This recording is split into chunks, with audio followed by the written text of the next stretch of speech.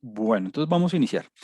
Como les venía comentando, bueno, hemos venido ejemplificando, em, digamos, los aspectos más relevantes de la inferencia estadística para comprobar hipótesis, para, digamos, hallar evidencia empírica en alguna situación práctica.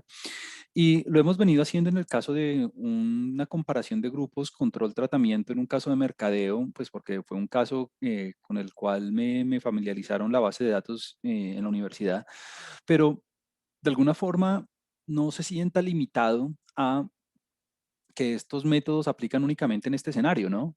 Entonces, usted, ¿cuál es mi mensaje? Que, por ejemplo, si usted tiene ya dos grupos que quiera comparar, sea en un escenario de mercadeo o cualquier otro escenario donde quiera comparar el promedio o si la tendencia media de los dos grupos, pues esto le va a servir. O sea, como que esto yo lo ejemplifico con este caso de estudio y, digamos, puedo de alguna manera desarrollar la teoría y hacer la interpretación y eso en este contexto, pero no se limite a eso. O sea, como que si lo quiere extrapolar a otra situación donde, no sé, usted quiera comparar los ingresos medios de hombres y mujeres o quiera comparar cualquier tipo de tendencia entre grupos, lo puede hacer. Y lo mismo aplica para cualquier otro método multivariado que veamos en el futuro. Es decir, yo claramente en todas las clases voy a tratar de traer ejemplos aplicados, pues porque a punta de teoría es muy difícil como entender bien los conceptos, más cuando uno no tiene como un background cuantitativo, digamos, de formación profesional, pero siempre eh, piense en que esto usted lo puede aplicar en el contexto que quiera. Entonces, quisiera, antes de arrancar y terminar el caso de estudio de hoy, que esa va a ser la agenda, terminar el caso de estudio que veníamos haciendo la vez pasada, como dar un contexto general muy rápido en lo que habíamos quedado. Y es, tenemos dos grupos, uno de control, uno de tratamiento, en un escenario donde quiero ver si em, la implementación de escenarios verdes o naturales en un centro comercial puede tener un efecto en el engagement, en el compromiso del cliente sobre la experiencia que está teniendo, eh, en comparación con un grupo control donde esa estímulo no está presente. Eh, Estamos haciendo este caso en el que queremos implementar pues todos los métodos de inferencia estadística que son relevantes y son los más comunes en todos los escenarios, y es la estimación puntual, la estimación por intervalos de confianza y las pruebas de hipótesis. La vez pasada, ya de pronto examinando un poco la base de datos, yo antes de iniciar la clase corrí nuevamente los gráficos en donde habíamos quedado. Veíamos que no teníamos, digamos, ninguna razón muy fuerte para decir que el modelo normal no pueda ser indicado para este conjunto de datos. Igual después, hoy mismo, vamos a comprobar que efectivamente estos datos pueden verse como provenientes de poblaciones normales.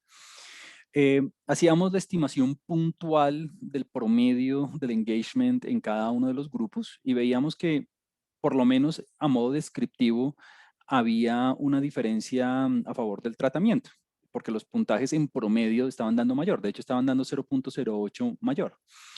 Y veíamos que en general, y eso lo podía ver yo aquí con esta visualización de los box plots, que número uno, las distribuciones tienden a ser simétricas, porque usted se da cuenta que la media y la mediana coinciden aproximadamente en ambos grupos. Hay un ligero sesgo positivo en el grupo control, pero pues no es algo dramático.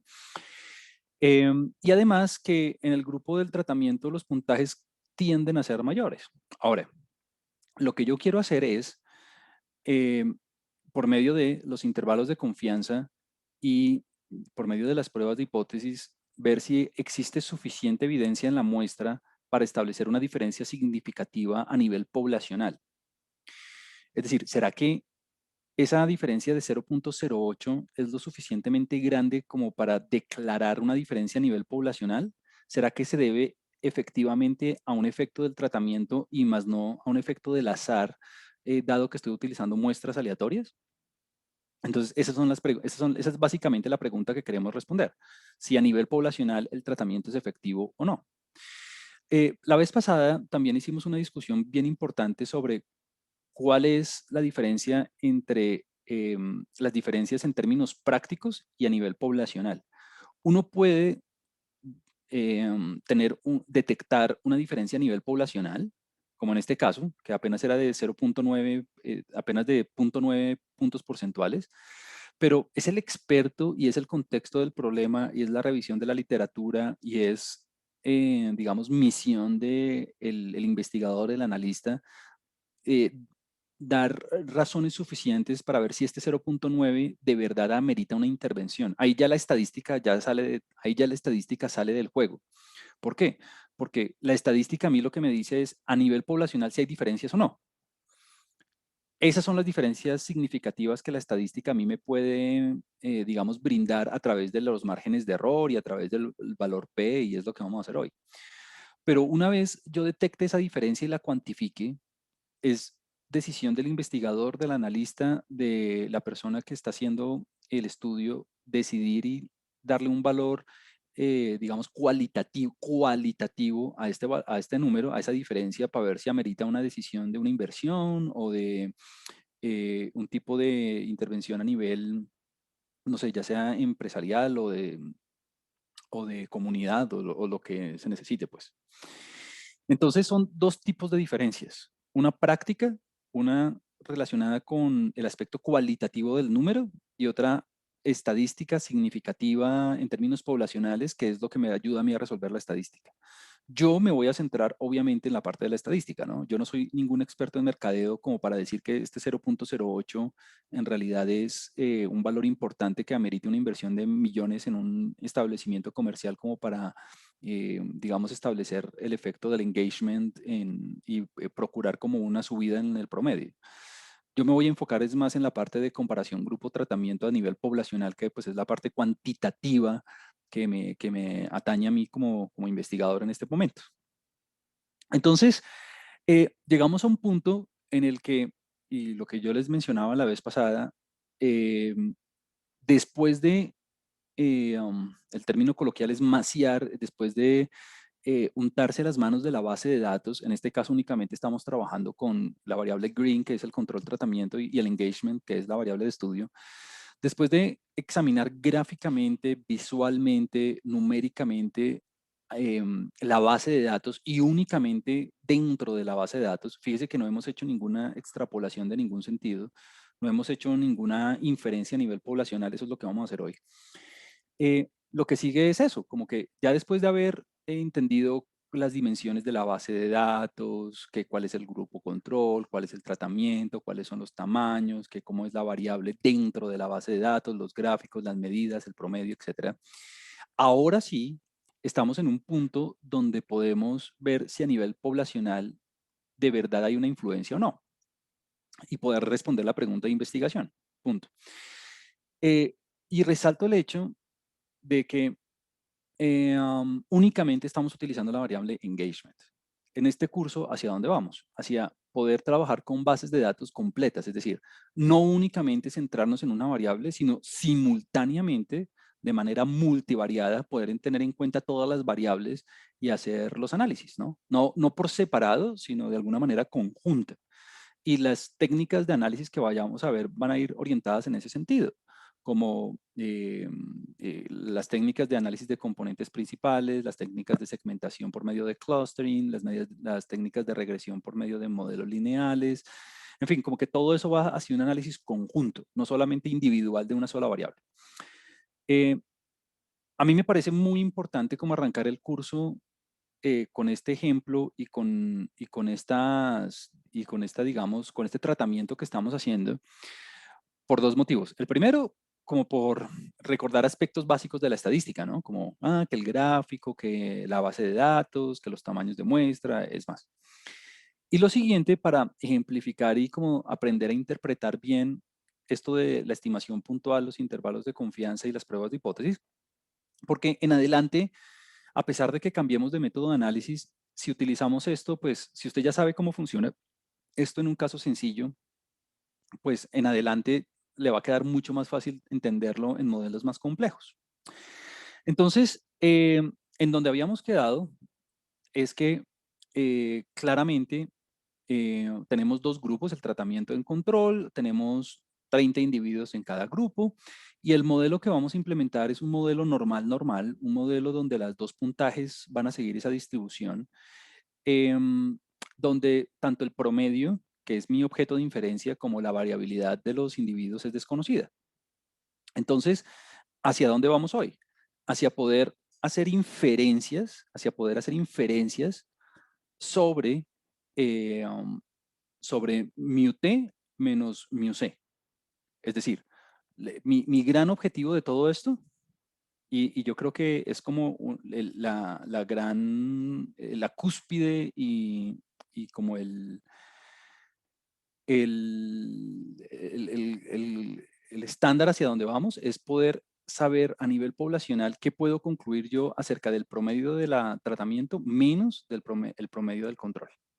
Hacia eso es donde vamos. Sobre esta cantidad es que yo quiero aprender acerca en términos poblacionales. Creo que alguien quería hacer algún comentario, por favor. Sí, profesor, es con respecto al tema de la distribución de los datos. Entonces, Ajá. quisiera parafrasearlo, a ver si estoy comprendiendo bien, porque pues me pierdo por momentos. Entonces, lo que usted dice es, partimos de un supuesto de que los datos tienen una distribución normal y de manera posterior, a través de algún tratamiento matemático que todavía no hemos visto, vamos a demostrar si sí cumplen o no cumplen en dicho tipo de distribución, porque usted decía anteriormente que hay múltiples tipos de distribución, que logarítmica, que exponencial, que no sé qué, que sí sé cuándo, pero como punto de partida usted dice, yo no sé qué distribución tengan los datos, pero asumo esta. Y ahorita nos va a explicar más adelante cómo demostramos si sí se asemejan o no a la distribución normal, porque a partir de la interpretación de los gráficos, yo no sé nada en este momento. Yo no sé nada, yo no puedo ver una distribución normal, al menos en la gráfica de la variable de tratamiento, pues no veo nada ahí. Solamente voy a decir que perfecto. Sí, esa es. Ahora, entiendo, entiendo la preocupación, entre comillas, o la, digamos, el disconfort que puede haber cuando uno ve este histograma, sobre todo el de la izquierda, como dice, uy, pero ahí hay como algo normal, ¿no? Se ve muy raro, ¿no?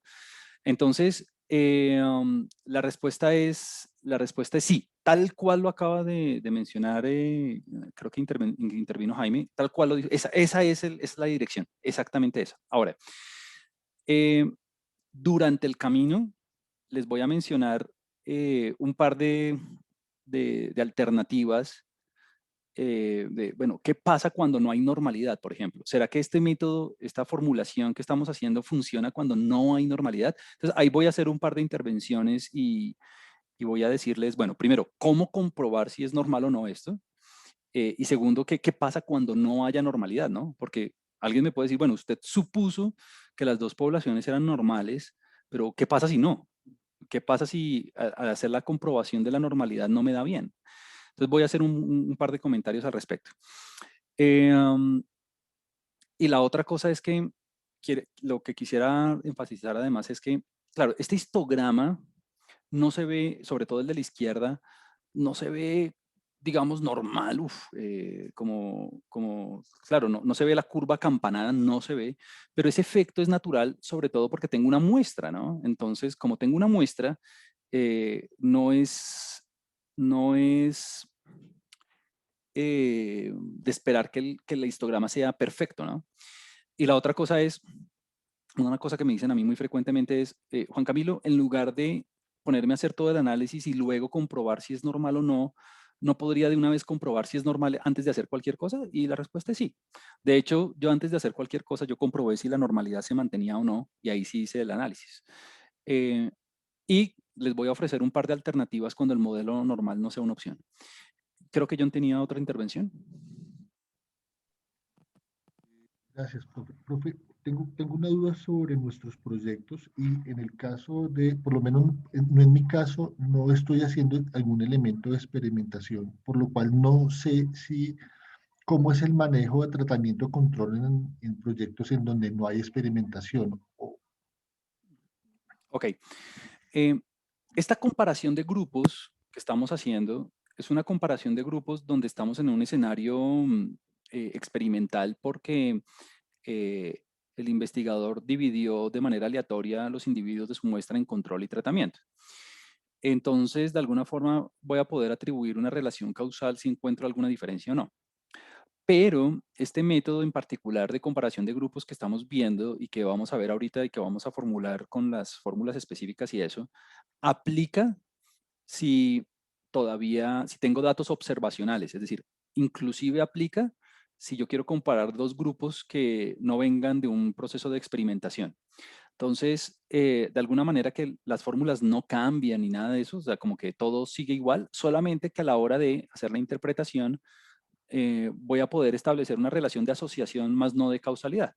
Pero en términos de inferencia y en términos de cálculo de los márgenes de error y en términos de el procedimiento estadístico, no va a haber ninguna diferencia. Entonces, esa es una muy muy buena cuestión. Gracias. Listo. Llamo la atención a que intervengan siempre que tengan como alguna inquietud y estar, para todos estar alineados, pues porque si no, no hace sentido pues todo esto. Muy bien.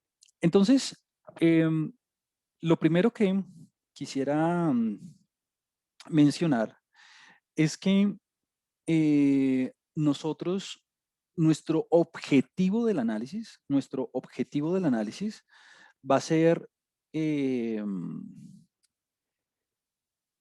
hacer un intervalo de confianza y una prueba de hipótesis. Vamos a hacer las dos cosas para esta cantidad poblacional. El promedio del tratamiento, el promedio del engagement del tratamiento, menos el promedio del engagement del control. Y ver si tengo suficientes evidencia o no en los datos para establecer diferencias significativas a nivel global. A eso vamos. Entonces, para poder hacer esa prueba, ese intervalo, esa prueba de hipótesis, para poder proceder, previamente, lo que debemos preguntarnos es, en términos de variabilidad, ¿será que las dos poblaciones tienen la misma variabilidad o no? ¿Será que la variabilidad a nivel poblacional del tratamiento coincide o no con la variabilidad del control? Esto es la primera pregunta que tenemos que responder. De hecho, por aquí vamos a arrancar, y la razón es la siguiente.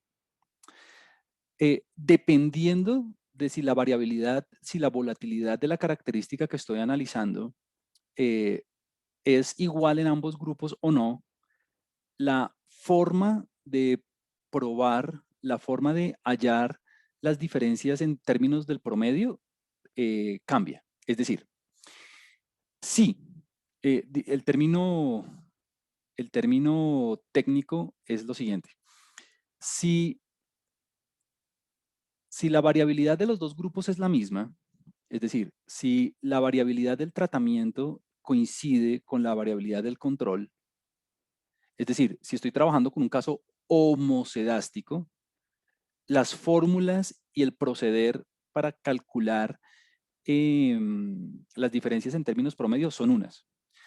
Pero si la variabilidad entre los dos grupos es diferente, si la variabilidad del tratamiento difiere de la variabilidad del control, entonces las fórmulas y el proceder para comprobar las diferencias a nivel promedio cambian. O sea, la forma de poder comprobar a nivel poblacional si los promedios son diferentes o no, depende de la variabilidad con la que sostengan yo los datos, ya tanto en control como en tratamiento. Entonces, por eso es que me toca hacer este diagrama de flujo en este orden. Primero ver si es un caso homocedástico o heterocedástico, y dependiendo del caso, la fórmula cambia y la forma de calcular los márgenes de error cambian, mejor dicho. La forma de calcular el margen de error en un caso homocedástico es diferente de la forma de calcular el margen de error en un caso heterocedástico para los promedios. Por eso es que no me puedo lanzar de una a hacer el cálculo a nivel poblacional en términos del promedio, porque ese cálculo depende de si la variabilidad de las características que estoy analizando es homocedástica o heterocedástica. Entonces, la pregunta que yo siempre recibo es, bueno, si usted no hizo un censo, si usted tiene apenas 30 individuos en las dos poblaciones, en las dos muestras, ¿cómo hace para decidir si a nivel poblacional está con un caso homocedástico o está trabajando con un caso heterocedástico? Entonces, la respuesta es haciendo un intervalo de confianza o haciendo una prueba de hipótesis, es lo mismo. Entonces, a nivel muestral, nosotros ya tenemos varios datos, es decir, a nivel muestral, permítanme, eso lo habíamos calculado la vez pasada, a nivel muestral, nosotros ya habíamos calculado la vez pasada, y aquí yo les doy mucha libertad de hacerlo como quieran, ya habíamos calculado tanto la varianza, ya habíamos calculado la varianza y la media de ambos grupos, ¿no? Entonces, vamos a ver aquí rápidamente cuánto nos da la varianza del primer grupo. Voy a poner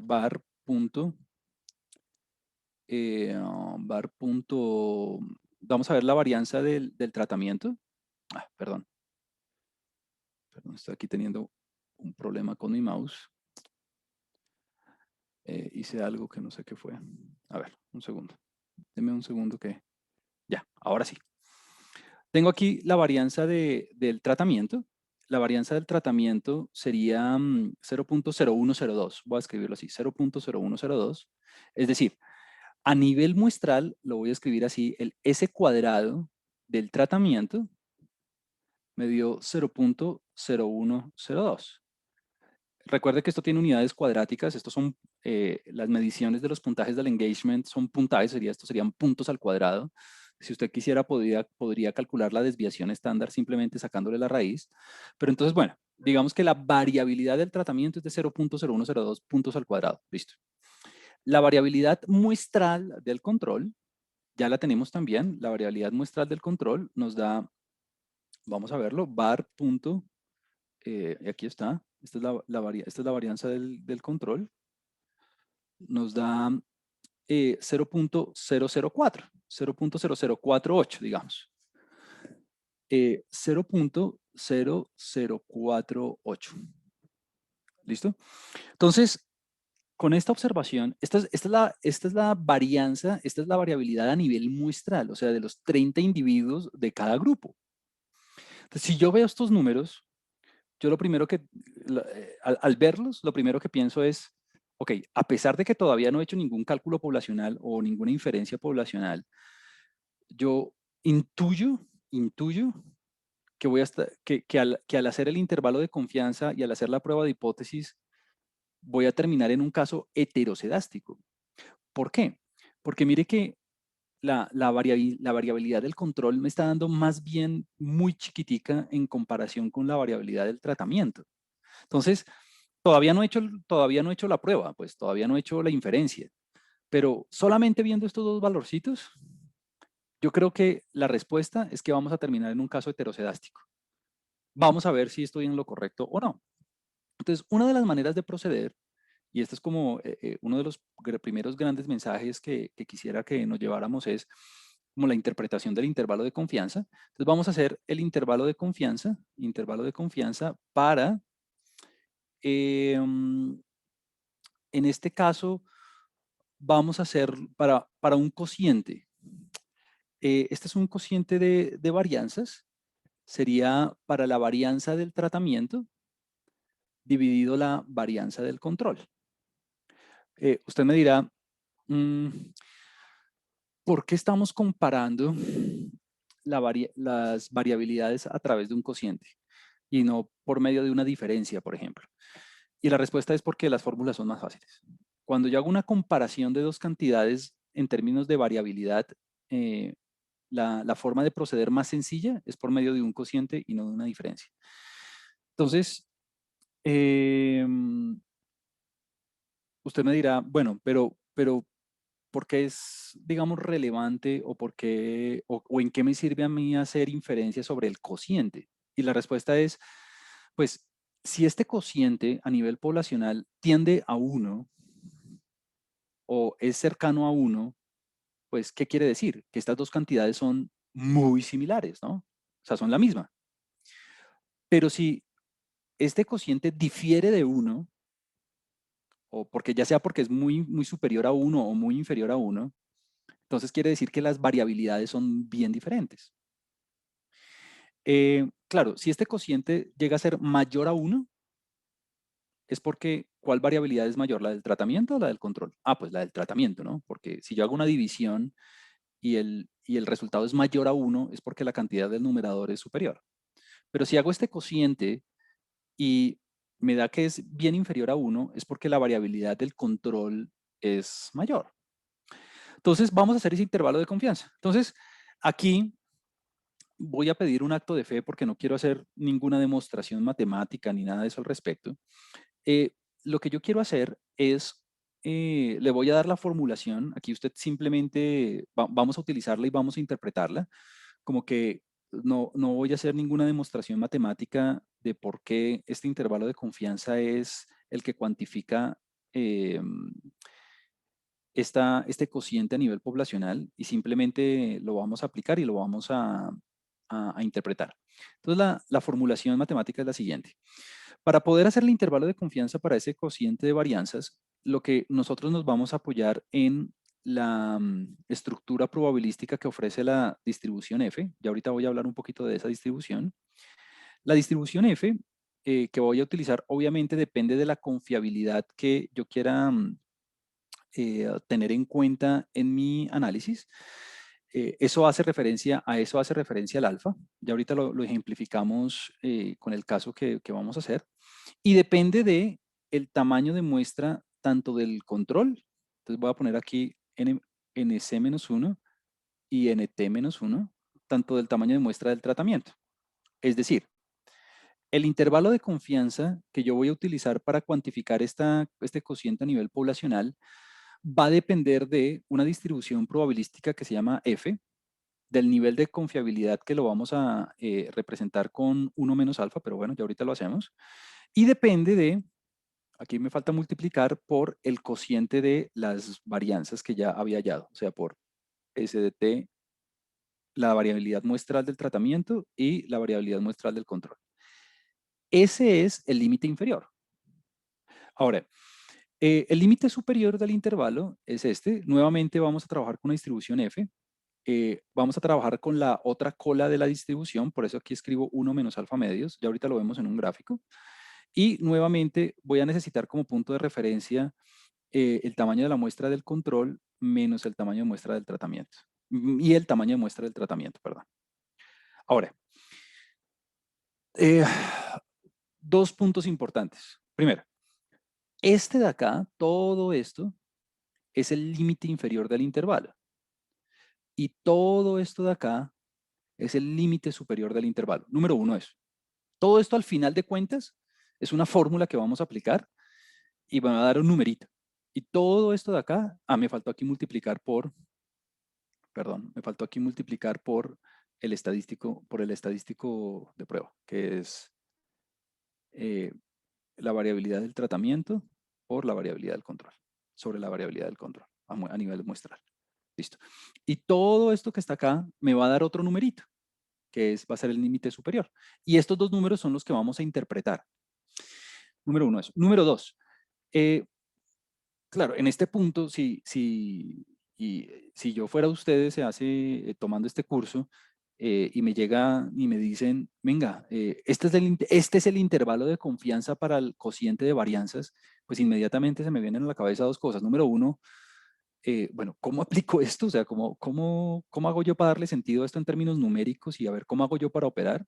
Y número dos, ¿pero por qué? O sea, ¿cómo así que una F y por qué ese alfa y por qué? Bueno, entonces mi respuesta es, este intervalo de confianza es un intervalo de confianza que ya ha sido demostrado, probado, rectificado hace demasiados años. Y si digo, y voy a decir yo que por lo menos 60 a 70 años, entonces ya es algo que en la comunidad científica está muy valorado y muy experimentado. Y número dos, pues digamos que para su nivel de formación, yo creo que a ustedes les sirve más aprenderlo a utilizar e interpretarlo que demostrarlo, ¿no? Entonces, no quisiera caer en el error de hacer una demostración matemáticas que en últimas para sus investigaciones pues no va a ser tan relevante. Entonces, vamos a ver cómo funciona todo esto. Entonces, bueno, lo primero es, ¿cómo así la distribución F? A lo largo de todo el curso, nosotros vamos a estar utilizando muchas distribuciones probabilísticas que surgen de los modelos. Es decir, esta F es una consecuencia natural de haber utilizado aquí una normal y aquí una normal. Entonces, de alguna forma, este normal y este normal que yo planteé al principio implican, se puede demostrar que tienen como consecuencia esta distribución F para el intervalo de confianza del cociente de varianzas. Si usted cambia, si esto llegara a cambiar, aquí la distribución probabilística ya no va a ser F. Por eso es muy importante haber establecido este modelo así. Número uno, eso. Número dos, esto se lo digo yo a la mayoría de mis estudiantes, tanto de posgrado como de pregrado. Siempre que usted se vea enfrentado a algo nuevo, digamos, usted no tenga ni idea qué es la distribución F, pues un buen punto donde empezar es encontrar como un gráfico o algo de información al respecto. Y esto le va a pasar durante todo el curso, y es que durante todo el curso vamos a encontrar muchas distribuciones probabilísticas que vamos a ir utilizando para cuantificar la incertidumbre. Entonces, por ejemplo, si usted en algún momento tiene una duda, pues nada, la solución más fácil hoy en día, esto a mí no me tocó cuando estaba en el pregrado por lo menos, yo puedo escribir F distribution, vamos a poner aquí F distribution, listo. Vamos a ver qué página me saca. Ah, bueno, usualmente sale una página de Wikipedia, está bien, yo no lo utilizaría nunca como una fuente de información, pero pues simplemente para ver un par de dibujos está súper. Entonces, voy a darle un poquito de suma a esto. Ajá. Entonces, mire, la distribución F es una distribución que tiene muchas formas. Aquí usted puede ver, digamos, unas en diferentes colores. Y es una distribución que depende de dos cantidades. Y es porque estamos utilizando dos grupos. Si usted se da cuenta, por ejemplo, la curva, vamos a darle aquí un clic, la curva azul, que es esta la distribución F, es una curva que nace de utilizar los valores 5 y 2. Y claro, sale de 5 y 2 es porque muy seguramente estamos trabajando con dos grupos, uno de tamaño muestra 6 y otro de tamaño muestra 3.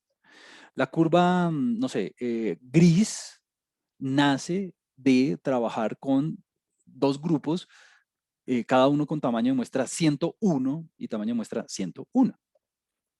Entonces, como que si usted quiere ver, visualizar, entender mejor una distribución probabilística dada para proceder, una buena manera es simplemente echarle una buscadita rápida en alguna fuente y verla, pues. Entonces, en ese sentido, quisiera que arrancáramos por ahí. Y es, bueno, yo ya tengo una idea de cómo es la distribución F, que es como mi primer escalón en este intervalo de confianza. Digamos que es así. Yo sé que tiene como una colita acá. Entonces, dado que tengo una población normal en ambos grupos, la forma de cuantificar la incertidumbre acerca de las varianzas es por medio de esta curva. Esa es como la interpretación. Y hay una demostración y todo eso. Entonces, por ahora vamos a creer que es esta curva.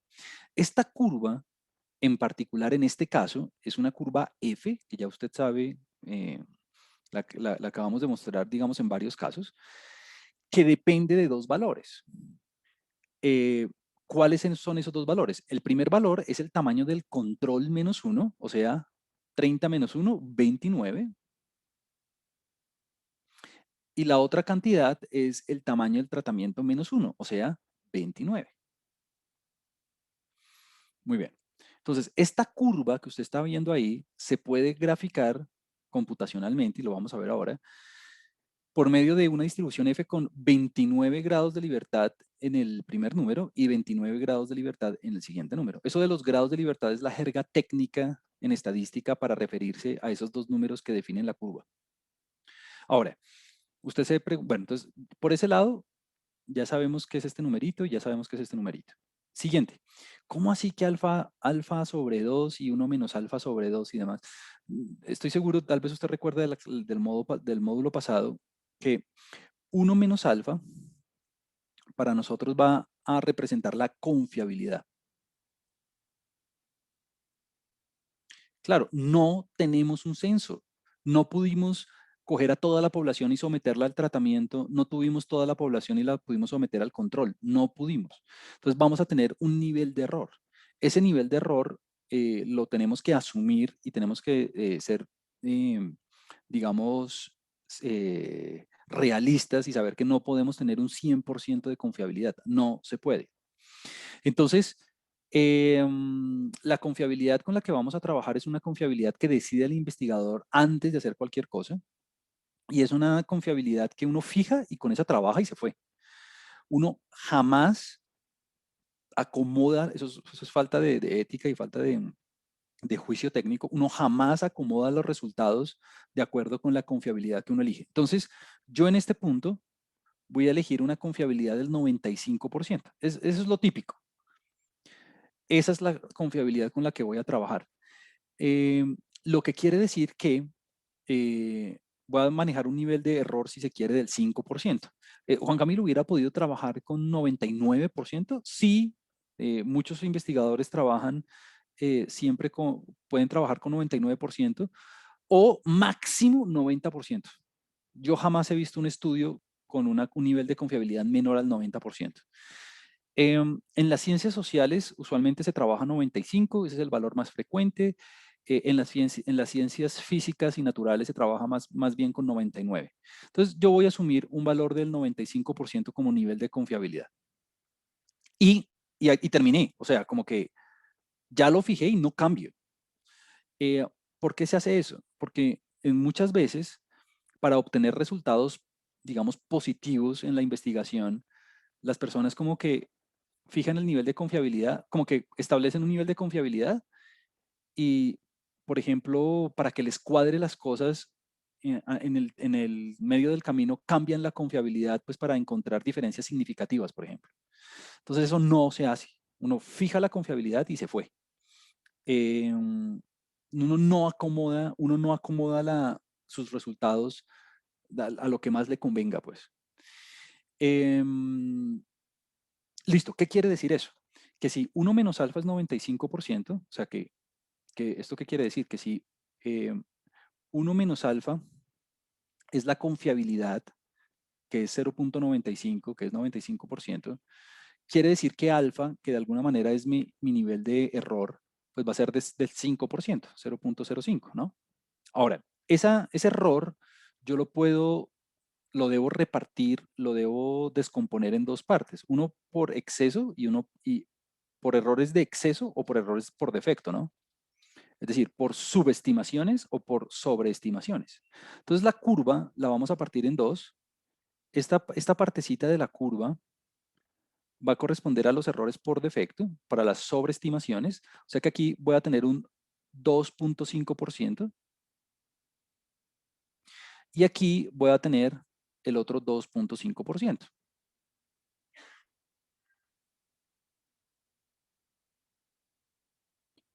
Listo. Entonces, esto de las dos colas se hace, es como lo más frecuente de hacer y es como la manera de repartir el error tanto por sobreestimaciones como subestimaciones de la cantidad poblacional con la que estamos trabajando. Y si usted se da cuenta, 2,5 más 2,5 le da el 5%, ¿no? Entonces, necesito encontrar esta cantidad y necesito encontrar esta cantidad. Esas dos cantidades son las que definen el intervalo. Entonces, vamos a hacerlo. Ahora, un comentario que estoy seguro que ya todo el mundo se dio cuenta es, si en la colita de atrás hay el 2.5% y en la colita de adelante está el otro 2.5%, pues aquí en la mitad tenemos el 95%, ¿no? Que es la confiabilidad, que son los valores más probables acerca del estadístico que estoy del parámetro que estoy trabajando, si se quiere. Entonces, este señor de aquí sería el percentil de la distribución F alfa medios. ¿Por qué? Pues 2.5%, ¿no? Y este señor que está acá, que ya lo vamos a calcular, sería el percentil 1 menos alfa medios. Entonces, ¿cómo así percentil? Pues, claro, ¿qué valor, qué cantidad, qué probabilidad o qué cantidad de información estoy acumulando hasta este valor? Pues, obvio, 95 más 2.5, 97.5. Claro, ¿cuánto le da alfa medios? Alfa medios me da 2.5%. Lo que quiere decir entonces que 1, o sea, el 100% menos alfa medios, le está dando 97.5, ¿no? Y aquí, ¿cómo así que alfa medios? Claro, ¿cuál es la cantidad de información que estoy obteniendo hasta este punto? Pues apenas el 2.5. Por eso es que aparece alfa medios y 1 menos alfa medios. Errores por defecto y errores por exceso. Y aquí son los errores, digamos, aquí no, esta es la zona de confiabilidad, es la zona donde yo estoy dispuesto a aceptar el valor del parámetro. Entonces, pues si usted se da cuenta, lo único que le hace falta es calcular todo este valor. Y lo único que nos hace falta es calcular todo este valor. ¿Por qué? Porque esta primera cantidad, esta cantidad ya la tenemos, ¿no? ¿Cómo sería? Ah, pues sería 0.0102 dividido 0.0048. Falta ver cuánto me da, ya ahorita lo hacemos en el computador. Entonces, lo único que me hace falta es encontrar esas dos cantidades. No sé, si a usted le parece más fácil y a esto le quiere poner A mayúscula, entonces este sería A mayúscula, y si este es B mayúscula, pues entonces este va a ser B mayúscula, ¿no? Si usted no se quiere enredar con la notación, pues. Entonces hagámoslo en el computador es muy fácil de hacer. Aquí está hecho. Entonces permítame, veámoslo acá en el intervalo. Entonces aquí están los gráficos, esto ya los hicimos la vez pasada. Aquí, homoelasticidad, perfecto. Entonces, lo primero es que pues, en R hacerlo es demasiado fácil. ¿Por qué? Porque mire que este cociente, que sería la variabilidad del tratamiento sobre la variabilidad del control, pues me da, ¿cuánto me da ese cociente? Vamos a verlo. 2.12. 2.12. O sea, esta cantidad me da 2.12. 2.12. Listo. O sea que, ya usted sabe, el límite inferior, bueno, ya esa cantidad me da 2.12, o sea, todo esto, todo esto es 2. Es más, le voy a poner otro color, como para que, esto ya parece un arco iris, pero bueno. Todo esto es 2.12. Todo esto es 2.12. 2.12. Listo. Ahora, me falta la cantidad A y me falta la cantidad B. Todos los software, Excel, SPSS, Stata, Python, todos tienen esta distribución F. Es demasiado popular. Entonces, la manera de hacerlo en R, es muy fácil. La rutina es QF. QF es el cuantil de la distribución F. ¿Por qué el cuantil? Recuerde que cuantil es sinónimo de percentil. ¿Por qué el cuantil? ¿Por qué el percentil? Ah, pues porque yo necesito la cantidad de información al 2.5 y el valor que acumula, lo dije mal, el valor que acumula la cantidad de información de 2.5% y necesito el valor que acumula el 97.5% de la distribución F.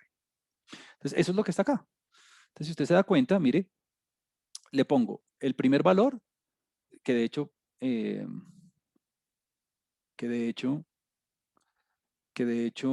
vamos a ver cuánto me da. Perdón, aquí estoy teniendo problemas con el mouse. Perdón. Me toca con cuidado. Listo. ¿Cómo se interpreta eso? Deme el valor que acumule el 2.5% cuando el primer grupo cuando el primer grado de libertad, mire, este DF significa Degrees of Freedom, cuando el primer grado de libertad sea 29 y el segundo grado de libertad también sea de 29, ¿no? Juan Camilo, ¿por qué puso aquí el control primero y por qué después el tratamiento? Bueno, esa es la demostración que no quiero hacer para no perder tiempo, pero pues esa es como la forma de hacerlo, pues. Y ese valor me da 0.47. Entonces, este valor A me da de 0.47. O sea que este sería 0.47. ¿Listo? Entonces, lo único que me haría falta es multiplicarlo por el 2.12. Y ese valor B, pues que claramente tiene que ser un valor superior, o sea, el siguiente percentil, vamos a ver cuánto me da el siguiente percentil. El siguiente percentil me da, vamos a verlo, me da,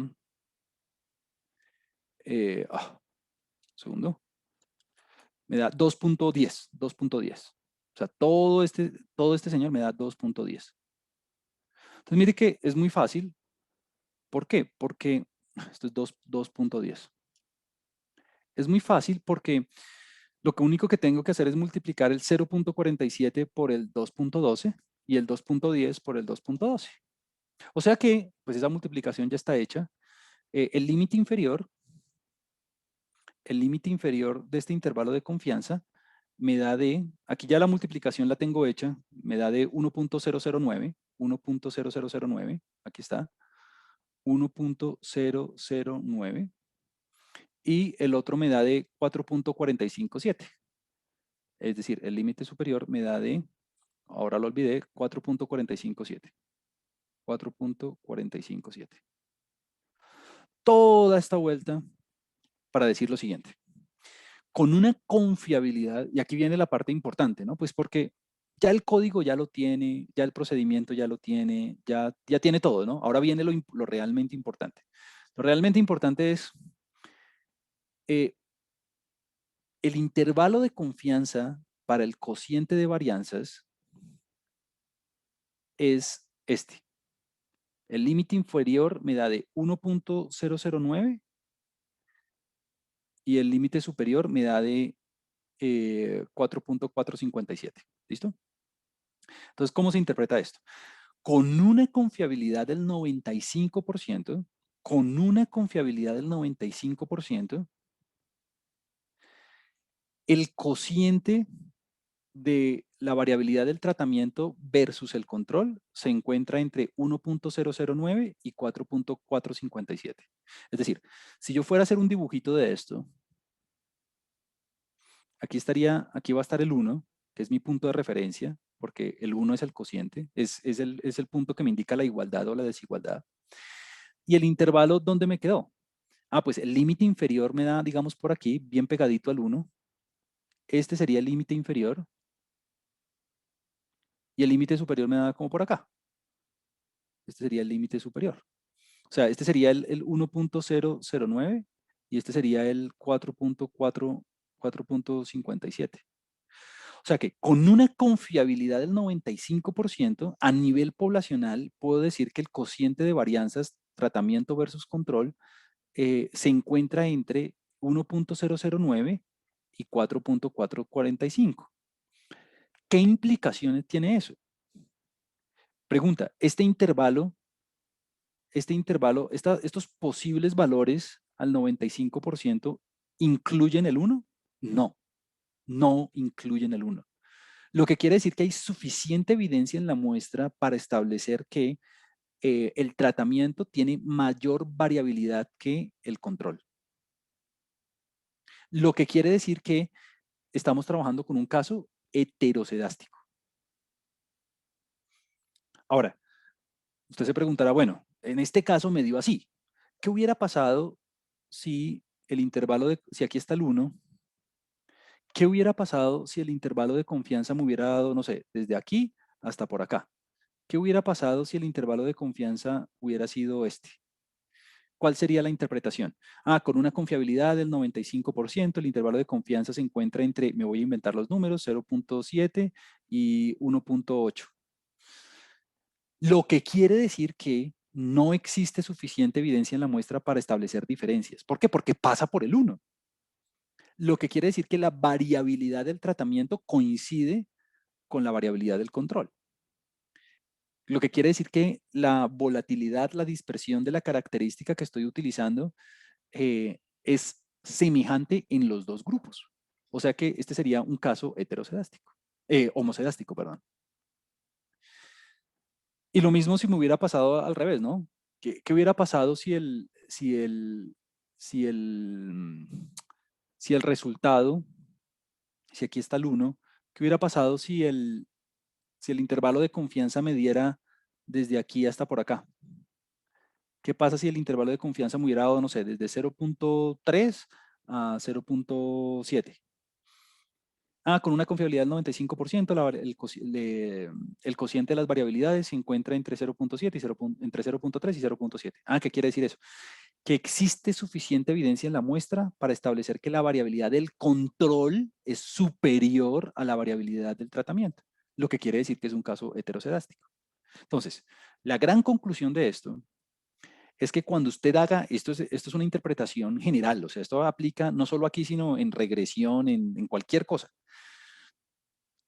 Si el intervalo de confianza pasa o cubre el valor de referencia, en este caso 1, puede ser 0 en otras situaciones, entonces no existen diferencias significativas respecto a ese valor. No existe suficiente evidencia en los datos para declarar diferencias significativas respecto a ese valor. Pero si el intervalo de confianza no pasa por el 1, como en este caso, o como el que nos dio, entonces podemos declarar diferencias significativas a favor de alguno de los grupos. Entonces, repito, con una confiabilidad del 95%, el cociente de varianzas del tratamiento versus el control se encuentra entre 1.009 y 4.457. Lo que quiere decir que existe suficiente evidencia empírica en los datos para establecer que la variabilidad de los puntajes del engagement en el tratamiento a nivel poblacional es superior a la misma variabilidad a su homólogo en el control. Lo que quiere decir que estamos en un caso heterocedástico. Listo. Todo esto para concluir eso. Todo esto para decir, estamos aquí. Entonces ahora, viene la pregunta. Bueno, ¿y qué? Bueno, ¿y qué es que ya con este resultado, ya sé qué fórmula voy a poder utilizar para poder hacer lo que a mí me interesa? ¿Por qué? Porque la fórmula para el caso homocedástico es totalmente diferente a la fórmula del caso heterocedástico. Entonces, vamos a trabajar con la fórmula del caso heterocedástico. Yo igual le voy a dar la fórmula del otro caso, pues también por si acaso, ¿no? Pero mi punto es que, número uno, nunca se aprende esas fórmulas de memoria ni nada, pues porque todo eso siempre está disponible en internet y en los libros y demás. Y la otra es, lo importante es la interpretación de lo que usted puede hallar. Y repito, esa interpretación que hicimos del intervalo de confianza es una interpretación que aplica en todos los escenarios de la estadística, en todos. No solo en este de control tratamiento, sino en todos. Si usted hace el intervalo de confianza y el intervalo de confianza pasa por el valor de referencia, entonces no hay evidencia para declarar diferencias significativas a nivel poblacional. Cuando no pasa por el valor, sí tiene evidencia para eso. Sí, por favor. Usted mencionaba ahorita que el valor de referencia para nosotros es 1, pero que para otros casos puede ser otro valor, que puede ser 0. Ajá. ¿Usted cómo llegó a esa conclusión de que quiera 1? La razón es la siguiente. Cuando yo hago una comparación, yo tengo, para hacer comparaciones, yo tengo dos opciones en matemáticas. En matemáticas, para hacer comparaciones, yo puedo coger la cantidad X y restarle la cantidad Y. Si esta diferencia, mi pregunta es, ¿cuánto me tiene que dar esta diferencia para que no haya diferencias entre X y Y? Me tiene que dar 0, ¿no? 0. Correcto. Ahora, esa es una manera de comparar cantidades en matemáticas. La otra manera es hacer X sobre Y, ¿no? Si X y Y son la misma cantidad, ¿cuánto me daría esa división? ¿Cuánto me daría ese cociente? 1. Me da 1. Entonces, la razón por la cual 1 fue mi punto de referencia fue por ese, porque estoy trabajando con un cociente. Ahora, la pregunta que yo siempre recibo es, Juan Camilo, ¿por qué decidió trabajar con un cociente y no con una diferencia? Y la respuesta es que la fórmula para trabajar con el cociente es mucho más fácil que trabajando con una diferencia para trabajar con las variabilidades. ¿Existe una fórmula para trabajar con la diferencia en términos de las variabilidades? Sí, pero esa fórmula es dificilísima, entonces yo nunca la utilizo. Yo utilizo esta del cociente. Los promedios se trabajan con diferencias, porque la fórmula es más fácil. Ese es el motivo. El 1 es el punto de referencia en este caso. Listo. Por un lado, eso.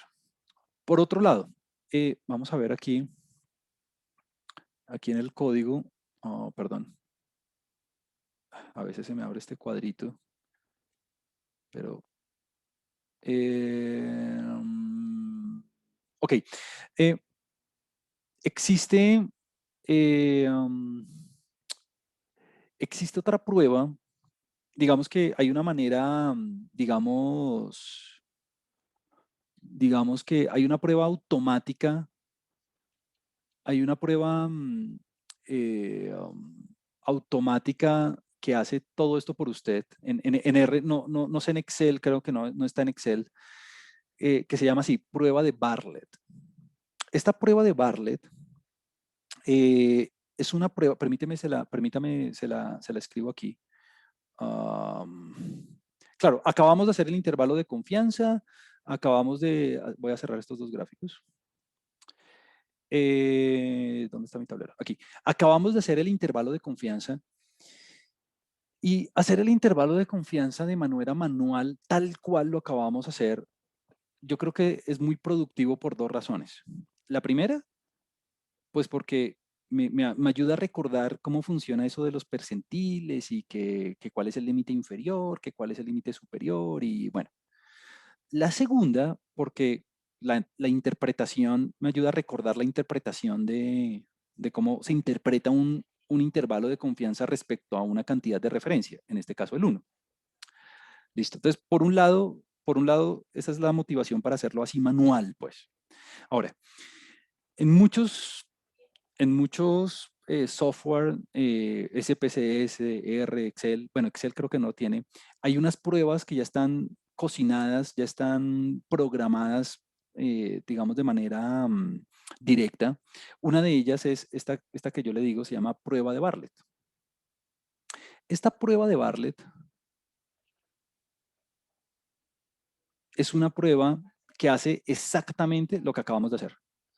Entonces, permítame, se la muestro aquí en R. Esta prueba de Bartlett, pues si usted se da cuenta, ahí ya está la rutina escrita, está aquí. Es bartlett.test. Lo único que usted tiene que darle como insumo es la variable de estudio, que en este caso es engagement, la cual se encuentra asociada a una variable de segmentación que es la variable green, que es la que me dice control y tratamiento. Y la data, la base de datos, se llama neuro. Es decir, el computador va a buscar de esta base de datos neuro estas dos variables. Entonces, cuando usted ejecuta este comando, básicamente hace todo por usted. O sea, todo lo que acabamos de hacer, lo hace por usted. Y vamos a ver la salida por un segundo como para que usted me entienda bien a qué hago referencia. Y es la prueba de hipótesis, la prueba de Bartlett, perdón, la prueba de Bartlett hace el siguiente prueba de hipótesis. Mire, igual aquí se lo dice, ¿no? Aquí se lo dice. Bartlett test of ¿cómo se dirá esta palabra? Homogeneity of variances. Okay. O sea, prueba de hipótesis, prueba de Bartlett para la homogeneidad de varianzas. Entonces, lo que está haciendo el computador por usted, es lo siguiente. La hipótesis nula es que la varianza del tratamiento respecto a la varianza del control es igual a 1. O sea que no hay diferencias significativas entre las varianzas. ¿Listo?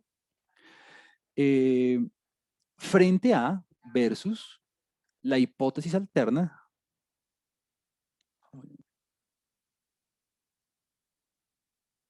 que sería el cociente de varianzas es diferente de 1. Ahora, estoy seguro que en este punto, pues ya alguien me va a decir, Juan Camilo, pues obviamente si el cociente me da igual a 1 es porque la varianza del tratamiento es igual a la varianza del control, ¿no? Y sí. Y obviamente si usted pasa a multiplicar esta variabilidad al otro lado, lo que le va a quedar es que la variabilidad del tratamiento es diferente de la variabilidad del control. Y sí, o sea, como que esta es una manera, digamos, elegante de escribir no hay diferencias frente a sí hay diferencias. Entonces, eso es lo que hace la prueba de Bartlett. Darme evidencia empírica de si debo o no rechazar la hipótesis nula. Eso es lo que uno hace con pruebas de hipótesis, ¿no? Cuando uno hace una prueba de hipótesis, esto es una prueba de hipótesis. Cuando uno hace una prueba de hipótesis, lo que uno está buscando es si existe evidencia o no en la muestra para rechazar la hipótesis nula.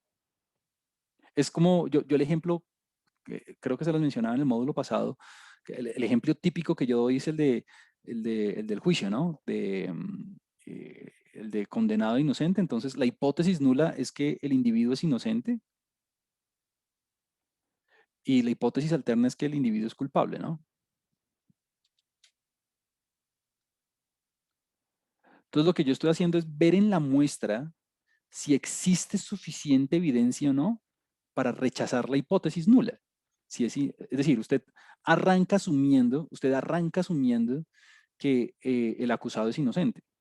Usted arranca todos los cálculos, los arranca asumiendo que no hay diferencias entre las varianzas.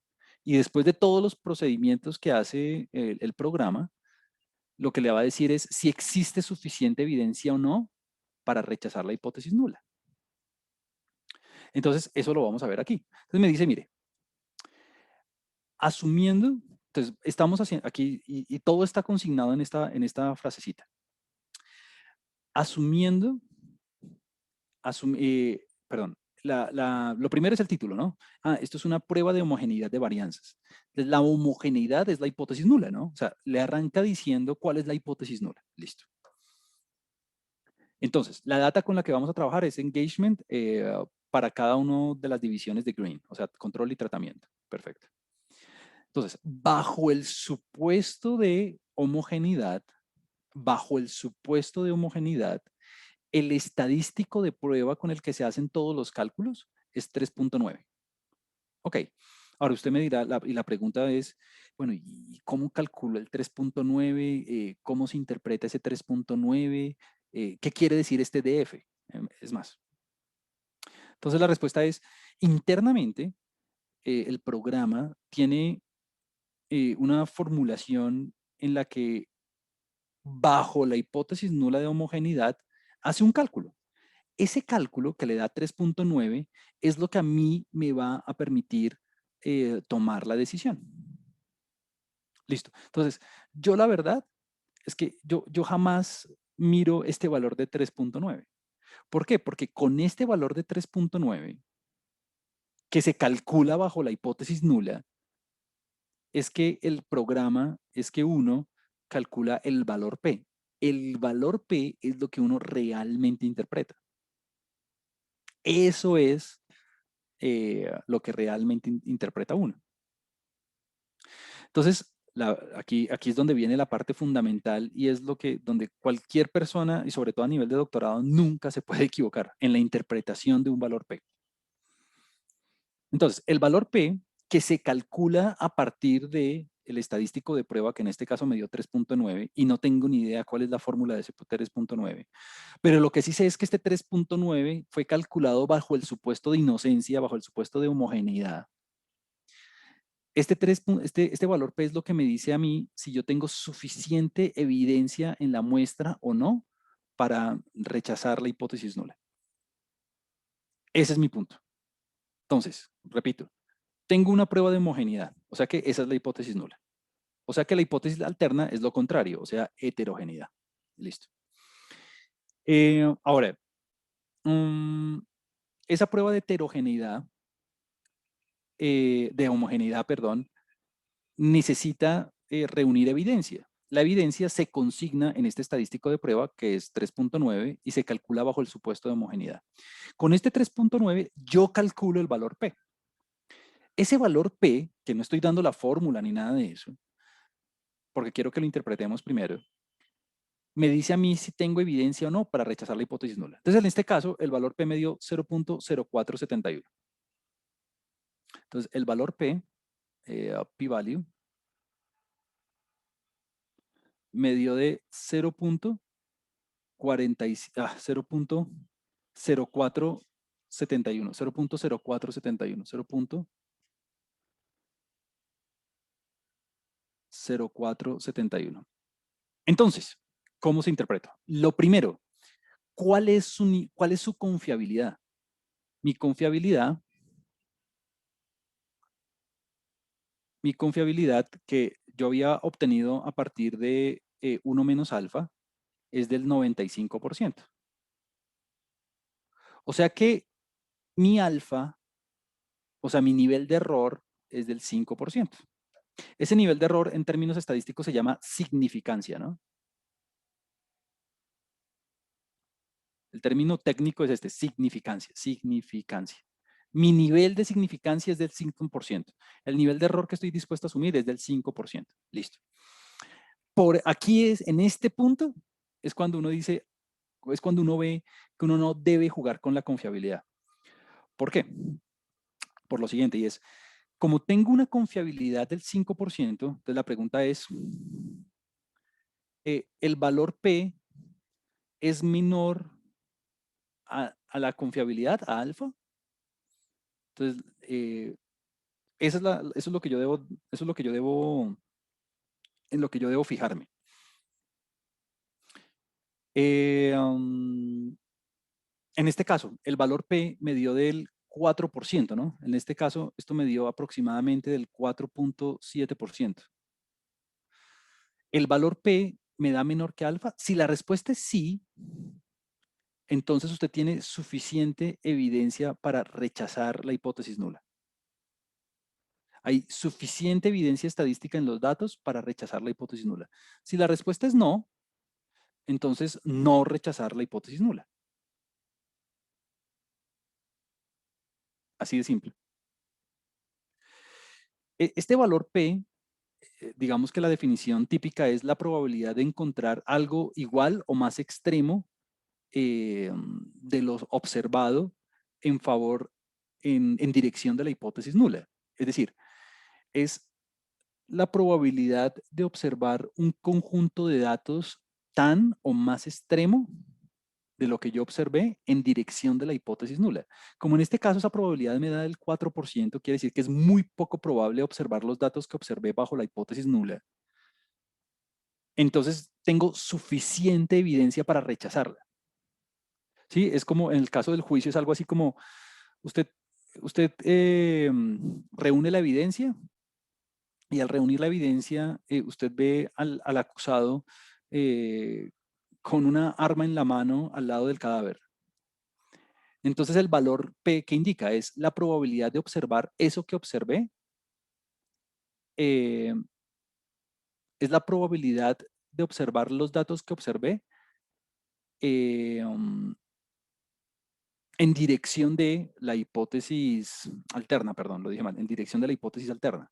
Entonces, la probabilidad de encontrar a alguien la probabilidad de encontrar a alguien inocente con un arma en la mano al lado del cadáver es demasiado bajita bajo el supuesto de que es inocente, ¿no? Entonces ahí no me queda más que rechazar la hipótesis nula y condenar a la persona. O sea, yo no estoy diciendo que la persona sea culpable en el sentido de que yo lo sé todo y la condené. No, es que la probabilidad de observar lo que observé bajo el supuesto de que es inocente es tan bajita que no me queda más que condenarla. Es eso. Ahí creo que lo expresé un poco más claro. Y es, este valor P refleja la probabilidad de observar lo que observé bajo la hipótesis nula en dirección de la alternativa. Entonces, como en este caso me da una probabilidad tan bajita, ¿por qué? Porque me da menor que el 5%. Recuerde que mi nivel de significancia es del 5%. Entonces, no me queda más que decir, respecto a 5%, 4.7 es menor. La respuesta es sí, la respuesta es menor. Entonces, tengo suficiente evidencia para rechazar la hipótesis nula. Entonces, ¿cuál es la conclusión? La misma que habíamos llegado hace un segundo. ¿Existe suficiente evidencia en la muestra para establecer que hay una diferencia entre el control y tratamiento en términos de variabilidad? O sea, esto es un caso de heterocedasticidad. Entonces, si usted se da cuenta, a esta conclusión que acabamos de llegar fue la misma con la que obtuvimos con el intervalo de confianza, ¿no? O sea, ese es otro de los mensajes que quiero darle de la clase de hoy. Sin importar cuál escenario sea, ya sea de control, tratamiento, de regresión, de lo que sea. El intervalo de confianza da una respuesta análoga a la prueba de hipótesis. Es decir, el intervalo de confianza lleva a la misma conclusión que una prueba de hipótesis. Son dos sistemas diferentes de hacer lo mismo. En este caso llegamos a la conclusión de heterogeneidad. Entonces, resumo. Si el valor P es menor que el nivel de significancia, entonces existe suficiente evidencia para rechazar la hipótesis nula. Entonces, lo que observé es tan poco probable bajo el supuesto de inocencia o bajo el supuesto de homocedasticidad que no me queda otra que rechazarlo. Entonces, por eso es que cuando uno utiliza software especializado como SPSS, Stata, Excel, R, Python, lo que sea, uno usualmente se fija es en el valor P directamente, porque con el valor P es que yo tomo la decisión. Menores a alfa, rechazar la hipótesis nula. Mayores a alfa o mayores iguales a alfa, no rechazar la hipótesis nula. O sea, no existe suficiente evidencia para declarar que la persona es culpable. Ahora, ¿por qué yo le decía que usted no juega con el nivel de significancia? Supongamos que a un investigador, no le conviene decretar heterogeneidad. Supongamos que usted está analizando la variabilidad de los ingresos entre hombres y mujeres y la persona que hizo el estudio, sí, le da exactamente así. Entonces, ¿qué concluiría? La variabilidad de los ingresos entre hombres y mujeres es diferente. A nivel poblacional hay una diferencia significativa en la variabilidad de los ingresos entre hombres y mujeres. Listo. Pero entonces, si por cualquier motivo institucional o de política pública o de lo que sea, a esa persona no le conviene decretar una diferencia significativa a nivel poblacional, ya sea porque su plan de trabajo falló o porque su intervención no fue efectiva o por lo que sea. Entonces, ¿cuál es la solución? Si una persona no quiere decretar esa diferencia significativa y quiere jugar con los datos, literalmente jugar con los datos, ¿qué debería hacer? ¿Subirle al alfa o bajarle al alfa? Entonces, si esa persona, de manera no ética, de manera, digamos, que poco científica y poco, digamos, estricta, pues si obtiene estos resultados que acabamos de obtener y dice, uy, me toca declarar que no hay diferencias significativas me toca declarar que existen diferencias entre los grupos, lo cual no me conviene porque yo hice una inversión y quiere decir que mi plan de trabajo no fue efectivo. Entonces, lo que hace es, claro, lo que hace es el bajarle al alfa. Perfecto. Entonces, ahí está jugando con el sistema, ¿no? ¿Por qué? Porque entonces va a decir, uy, listo, le pongo aquí un 1%, entonces digo, no, mire, no existen diferencias significativas. Por eso es que uno, antes de llevar a cabo su análisis, digamos, estadístico cuantitativo, uno dice, mire, yo me comprometo a trabajar con una confiabilidad del 95% o del 99%, lo que sea, punto. Y lo que fue. Entonces, ahí ya uno de alguna forma está, digamos, comprometido a lo que es. Y uno no se pone en el medio del camino, mire que uno no dice, uy, no, mejor digamos que al 1% para no rechazar la hipótesis nula. ¿Listo? Entonces, pilas con eso. Siempre que estén trabajando y les va a pasar todo el tiempo, ustedes van a utilizar software especializado todo el tiempo, sea el que sea, interpreten los valores P, pero pues número uno, no, sin jugar con los niveles de confiabilidad. Y número dos, pues siendo conscientes de la regla, ¿no? Un valor P bajito, chiquito, indica diferencias significativas. Un valor P grande, no rechazar la hipótesis nula, o sea, no diferencias significativas. El valor P es la probabilidad de observar lo que observé bajo la hipótesis nula en dirección de la alternativa. Sí, yo me acuerdo mucho de eso con lo del inocente y el culpable, ¿no? ¿Cuál es la probabilidad de observar a alguien inocente justo al lado de la víctima con la arma en la mano y demás? Si me da muy chiquita esa probabilidad, pues quiere decir que como estoy calculando esa probabilidad en dirección de la alternativa que es del culpable, pues me toca declararlo culpable. Porque es muy poco probable encontrar a alguien ensangrentado con un arma en la mano que sea inocente al lado de la víctima, ¿no? Entonces, existe suficiente evidencia en la muestra para rechazar la hipótesis nula. ¿Listo? O sea que, primer mensaje, intervalos de confianza y pruebas de hipótesis llevan a la misma conclusión, llevan a lo mismo. Dos maneras diferentes de hacer inferencias sobre la población. Segundo, bueno, listo, Juan Camilo. Ya sabemos que estamos en un caso heterocedástico. Ahora, ¿de qué me sirve ese hecho para hacer inferencias sobre lo que yo necesito hacer? Y para lo que me sirve es para lo siguiente, y es que bajo el caso de, entonces ahora listo, ya sabemos que estamos en un caso, voy a pasar aquí de página, ya sabemos que estamos en un caso heterocedástico. Listo. Es decir, estamos en un caso donde la variabilidad del tratamiento difiere de la variabilidad del control. Bueno, ahora, mi objetivo real es hacer inferencias sobre el promedio del tratamiento menos el promedio del control. Ese es mi objetivo real. Ya como sé esto, entonces yo ya sé qué fórmula utilizar. Ese es mi punto. Ese es mi punto. Entonces, cuando yo estoy en un caso heterocedástico y yo quiero hacer inferencia sobre mi UT menos mi UC, el estimador puntual ya me lo sé.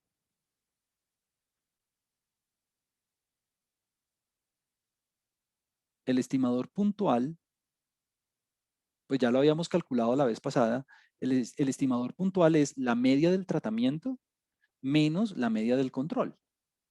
Listo. Eso me dio 0.0881, creo. Muy bien. Ahora, lo que no sé es cómo calcular el margen de error. A eso voy. El margen de error, cuando estoy en un caso heterocedástico, tiene una forma muy particular. Y la forma que tiene ese margen de error es la siguiente. Yo voy a escribir aquí la formulación matemática como para que ustedes vean digamos, lo que hace el computador, pero ya ahorita lo hacemos en el software, y es la incertidumbre, ya no la vamos a trabajar con una distribución F, la vamos a trabajar con una distribución T. La distribución T es una distribución simétrica, no sesgada como con la distribución F. Ustedes pueden verla en Wikipedia, donde quieran. Depende, obviamente, de la confiabilidad que esté utilizando. Entonces, por eso aquí pongo 1 menos alfa medios. Y depende de unos grados de libertad que yo voy a llamar así con la letra griega nu. Esta es la letra griega nu, o bueno, o la letra que usted quiera. Y además, me hace falta multiplicarlo por el error estándar de la estimación, que es simplemente coger la variabilidad del primer grupo sobre el tamaño de la muestra, más la variabilidad del segundo grupo sobre el tamaño de la muestra. Ajá. Entonces, como estoy en un caso heterocedástico, todo eso lo hicimos para llegar a que el margen de error que yo debo utilizar es este. Una distribución T, que obviamente depende de una confiabilidad, depende de unos grados de libertad. Esos grados de libertad, tienen una fórmula demasiado complicada, menos mal R y pues todos los software ya la tienen programado. Simplemente la voy a escribir como por referencia y tener la tranquilidad de que lo dije, y es simplemente la suma, y es simplemente el error estándar al cuadrado. Es una fórmula bien complicada y es hasta fea de ver. De eso soy consciente. Y aquí me toca hacer la suma de otros dos cocientes y voy a poner esto en otro color para que se vea un poquito más legible. Y voy a poner aquí la variabilidad del tratamiento dividido el tamaño de muestra del tratamiento todo al cuadrado dividido el tamaño de muestra del tratamiento menos 1. Y lo mismo hago con el control. Entonces, si usted se da cuenta, básicamente lo que hicimos fue decir, sé que estoy en un caso heterocedástico para poder yo decidir qué fórmula utilizar en el margen de error. Y esto lo hago acá como simplemente información, y es, si el caso hubiera sido homocedástico, los grados de libertad simplemente hubieran sido nt más nc menos 1. Muy fácil, ¿no? Entonces, por eso era muy importante saber si estoy en un caso donde la variabilidad es la misma o diferente. Entonces, afortunadamente, todo esto lo hace el computador por nosotros. Este cálculo ya está programado en una macro en R y en todos los software de manera automática. El computador va a estar haciendo, nos va a calcular el margen de error por nosotros, es decir, esta fórmula la va a aplicar el computador.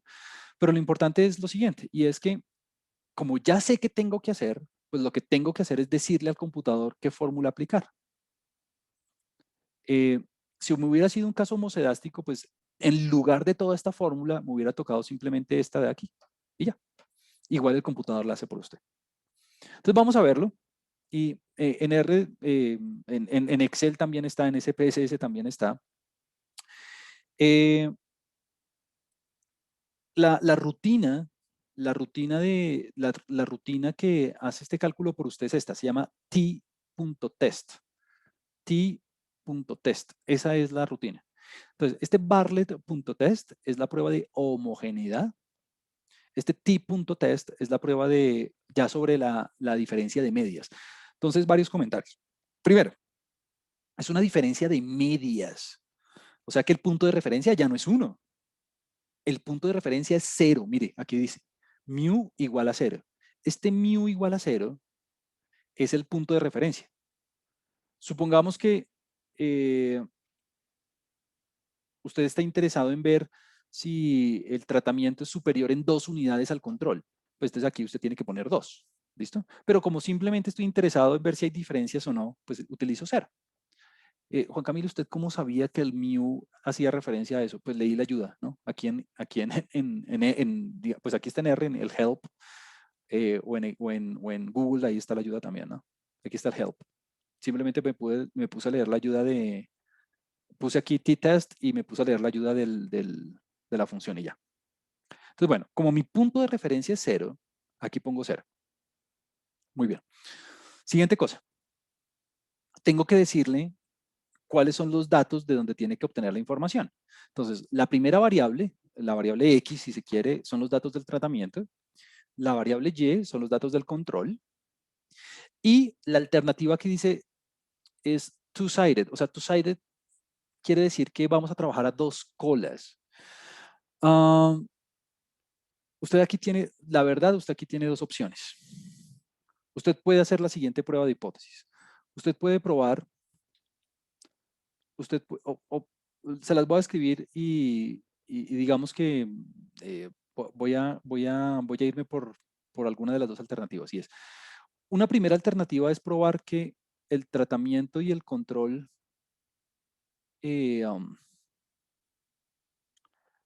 lo voy a escribir así, que el tratamiento menos el control en promedio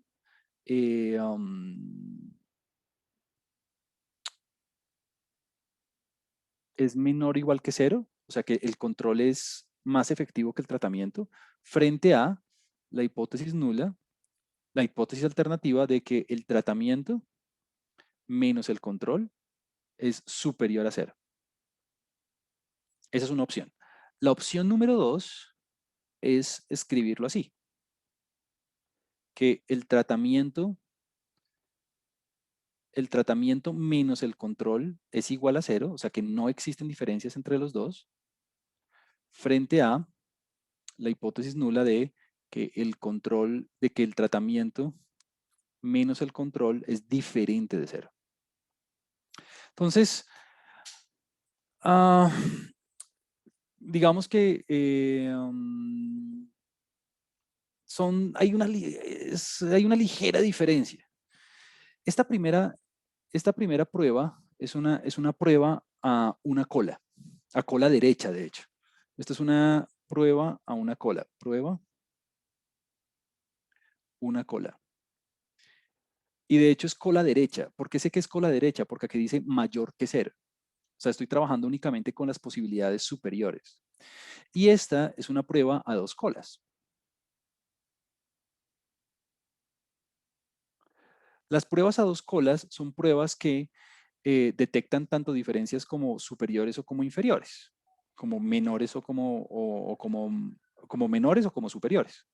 Y la única diferencia en realidad es cuando estoy calculando el valor P y el estadístico de prueba, y es que en el caso a 2 colas, y esto le va a hacer, en el caso a 2 colas, en este caso mi distribución de referencia es la T, pues es una distribución simétrica.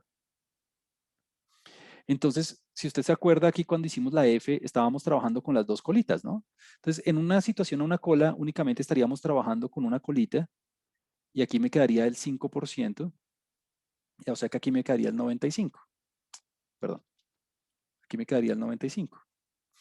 Y con una situación a 2 colas, básicamente la distribución en la que yo hago el error es con las 2 colitas. Era como hicimos ahorita con la F. Eso afecta, obviamente, cuando estoy haciendo los cálculos. Aquí me va a quedar el 95, o sea que aquí me va a quedar el 2.5. Y aquí 2.5. Y aquí me va a quedar el otro 2.5. Obviamente eso tiene una implicación en la formulación, en las fórmulas, y tiene una implicación en la interpretación.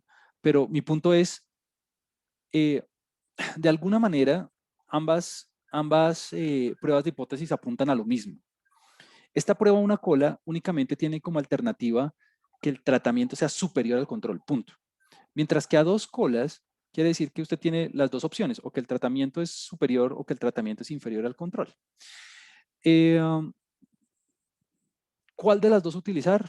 Pues dado que estamos únicamente interesados en lo de superior, a ver si el tratamiento es superior al control, pues lo mejor sería hacer la primera.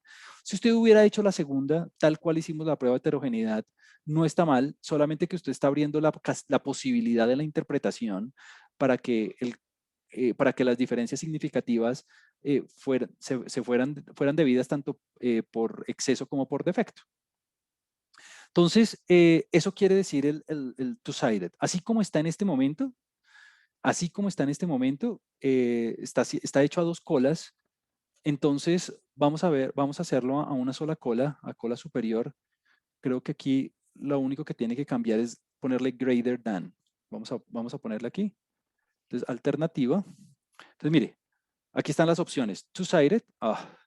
Me está fallando aquí el mouse. Por un segundo. Permítame, lo vuelvo a hacer.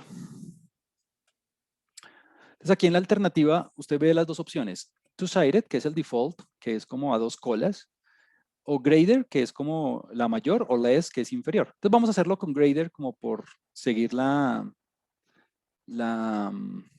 interpretación que creemos sobre la prueba de hipótesis. Entonces, greater than.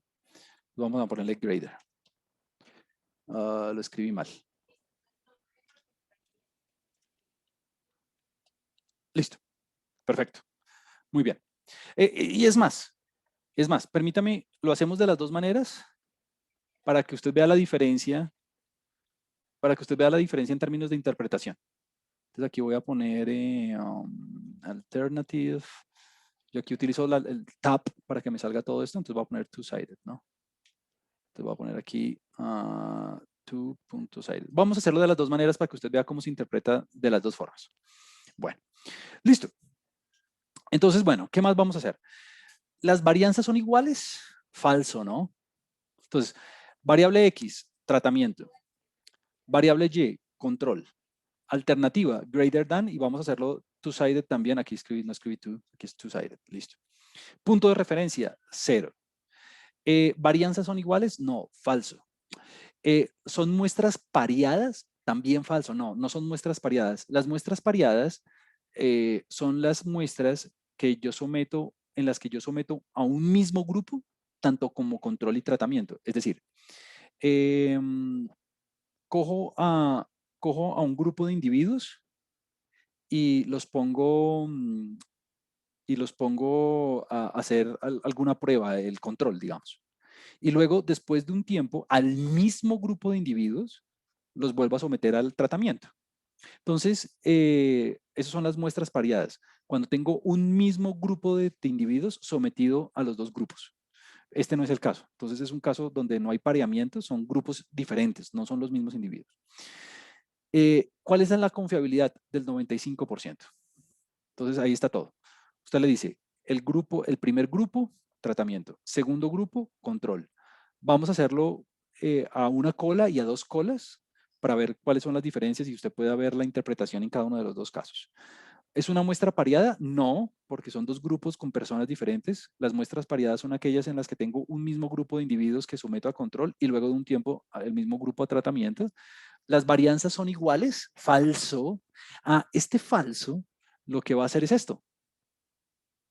Me va a hacer toda esta fórmula. O sea, mire el ahorro, digamos, en términos, el desgaste emocional y técnico en implementar esta fórmula, ya no lo tengo que hacer, me lo hace el computador aquí solito.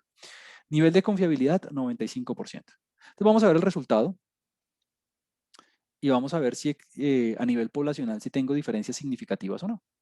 Entonces, ¡pum! Aquí está. Entonces, mire, esta prueba se llama prueba de Welk porque es con varianzas diferentes, ¿no? Muy bien. Siguiente cosa.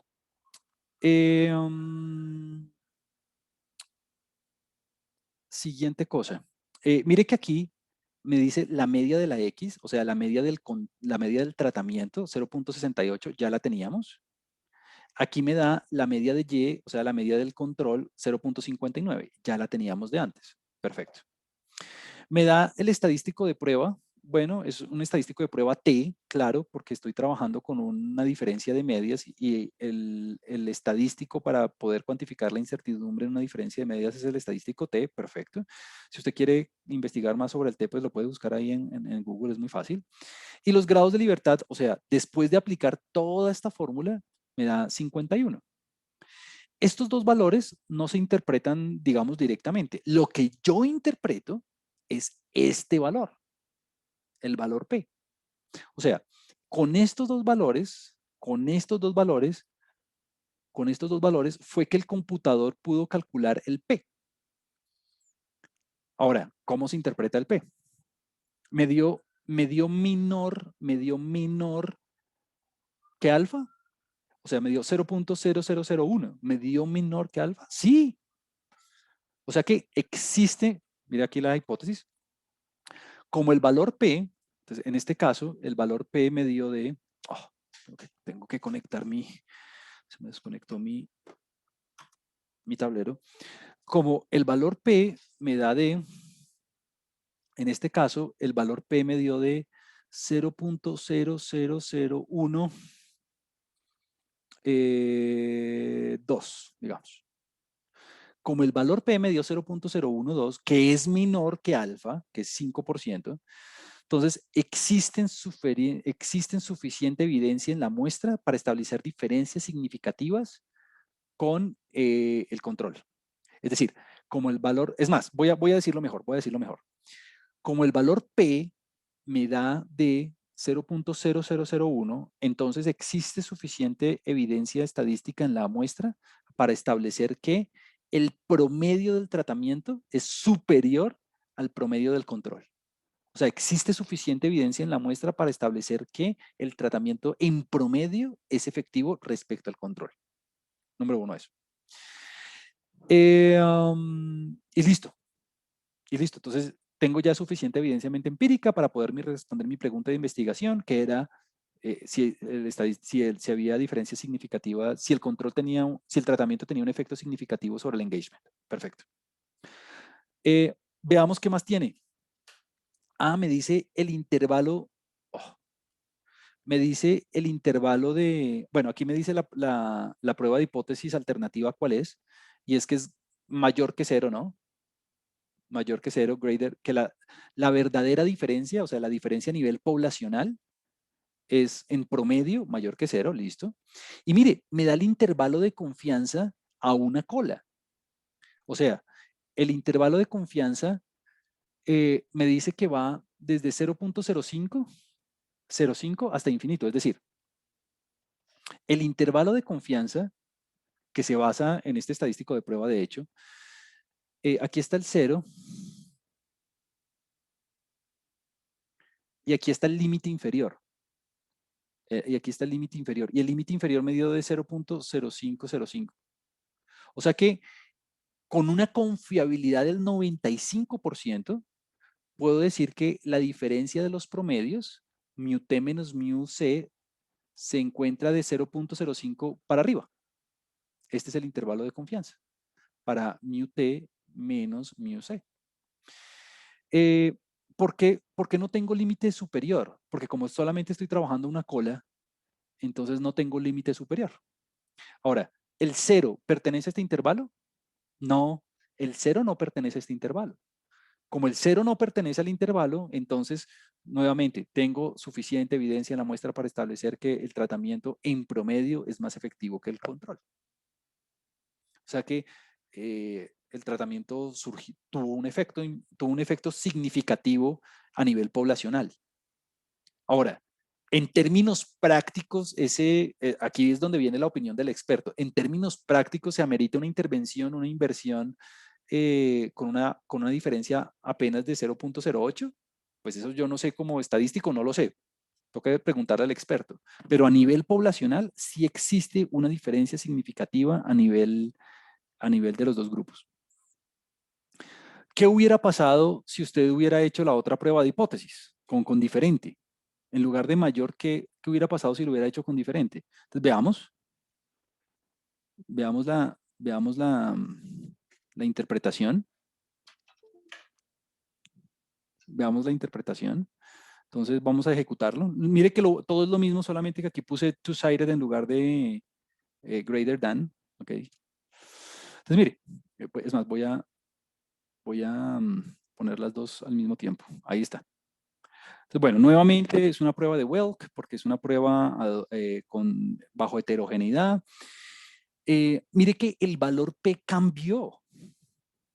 El valor P cambió, de hecho es el doble, porque estoy trabajando a dos colas. Entonces, ¿cuál sería la conclusión en este caso?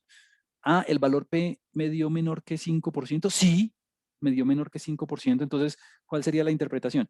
Con una confiabilidad del 95%, se concluye que existe suficiente evidencia en la muestra para establecer que existe una diferencia significativa entre los promedios.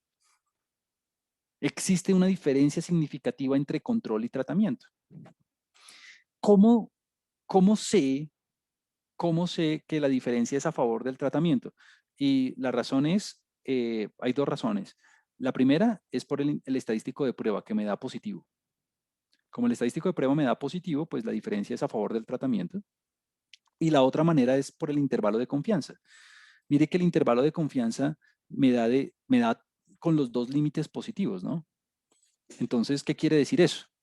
Eso lo que quiere decir es que si el intervalo de confianza me dio de 0.04 a 0.13. Si yo fuera a graficar el intervalo de confianza, el intervalo de confianza, aquí estará el 0, que es el punto de referencia. El límite inferior me da de 0.04 y el límite superior me da de 0.13.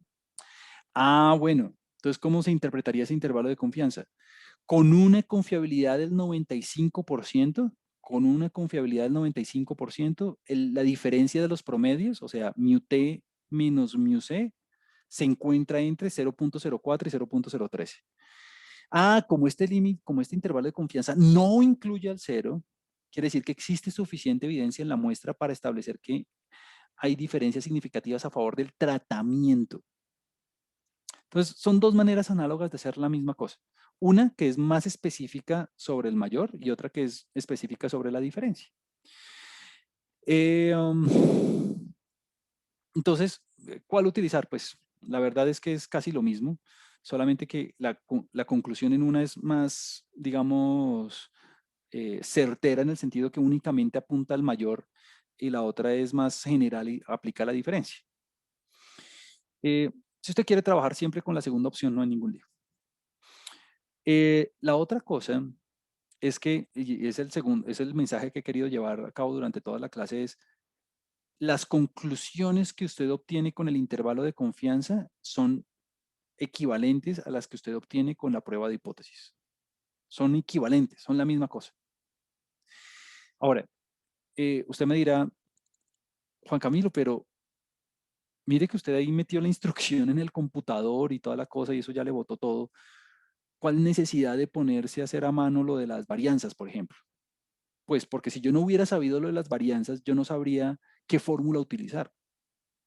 Claro, yo aquí le di la fórmula del margen de error y el computador la hizo por nosotros. Pero entonces el computador, como yo sabía que era un caso heterocedástico, entonces yo ya sabía qué fórmula utilizar. Y por eso le puse bar igual false, ¿no? Para que el computador usara esta fórmula. Pues nosotros no la hicimos a mano, pues porque, pues, ¿para qué? Pero ya la hizo el computador por nosotros. Y la otra cosa, el valor P. Nunca se le olvide cómo interpretar un valor P. Valor P menor que alfa, rechazar la hipótesis nula. Valor P mayor o igual que alfa, no hay suficiente evidencia para rechazar la hipótesis nula. Y se interpreta así, ¿no?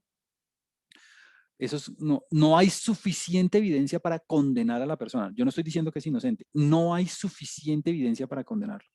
Lo mismo acá. No hay suficiente evidencia para establecer las diferencias significativas. Muy bien. Quisiera cerrar la discusión de hoy en estos últimos minutos que me quedan respecto a lo de la normalidad. Listo. Ya encontramos que existen... perdón. Ya encontramos que existen diferencias significativas a favor del tratamiento. Ya sabemos que el tratamiento de alguna manera tuvo un efecto significativo respecto al control. Ya sabemos que a nivel poblacional puedo establecer, con base en la información de esta muestra, que el tratamiento supera en promedio al control en 0.08 puntos. Es labor del investigador, del experto, declarar si se amerita una intervención únicamente con 0.8 de diferencia. Pero a nivel poblacional ya existe la diferencia. Listo. Ahora, nosotros asumimos un modelo normal. ¿Será que hay desviaciones de la normalidad? Existen varias pruebas para hacerlo. Hay unas pruebas de hipótesis y otros métodos gráficos. Voy a mencionarlos todos. Digamos que en la prueba de normalidad, lo que uno hace es lo siguiente. En la prueba de normalidad, lo que uno hace es, voy a ponerlo aquí y quiero cerrar la discusión de hoy con esto. Entonces, prueba de normalidad. La prueba de normalidad es una prueba que toma como hipótesis nula que la población es normal. O sea, de que el modelo que yo asumí es normal. Que pues fue básicamente mi punto de partida, ¿no? Frente a la hipótesis alterna es que la población obviamente pues no es normal. La población no es normal. Esa es la hipótesis nula. La población es normal, la hipótesis alterna, la población no es normal. Entonces, simplemente para ver si se entiende o no. A la hora de hacer la prueba, yo ya hice todo esto, yo ya me puse en esa labor, yo ya me puse a hacer todos estos cálculos, ya interpreté, ya. ¿Qué es lo que estoy cruzando? Cuando yo calcule el p-valor, cuando yo calcule el valor p, que no sé cuánto me da, ya ahorita lo vamos a ver, yo cruzo los dedos para que ¿qué? ¿Para que sea grande o para que sea pequeño? estoy cruzando los dedos para que el valor P me dé menor o me dé mayor que alfa.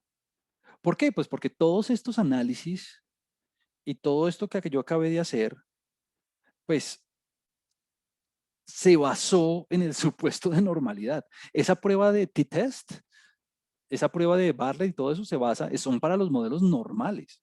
Entonces aquí es cuando yo cruzo los dedos para que sea, exacto, yo quiero que sea normal. Yo quiero que sea mayor que alfa, ¿no? ¿Por qué? Porque si el modelo que yo asumí no es correcto o hay suficiente evidencia en la muestra para establecer que hay desviaciones de la normalidad, pues me toca cambiar de método de análisis, me toca utilizar otras fórmulas, ya no me sirve el t-test, ya no me sirve Bartlett, ya no me sirve, me toca utilizar otras alternativas. Ese modelo de normalidad tiene una implicación muy importante sobre las fórmulas, y es que si yo asumo un modelo normal, pues bueno, se hace lo del estadístico F, se hace lo de Bartlett, se hace lo del t-test, y etcétera. Pero si no fuera normal, ahí ya me toca ver por dónde es que hago, por dónde es que le hago. Entonces, bueno, vamos a ver la prueba de normalidad.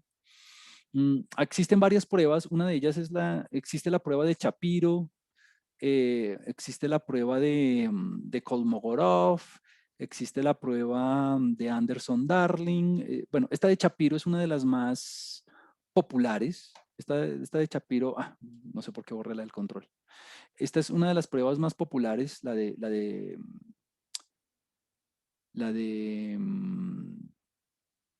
Shapiro, entonces vamos a trabajar con esa. La prueba de Shapiro es una prueba que está diseñada para poder tomar una decisión en ese contexto de normalidad. Entonces vamos a verla con el tratamiento.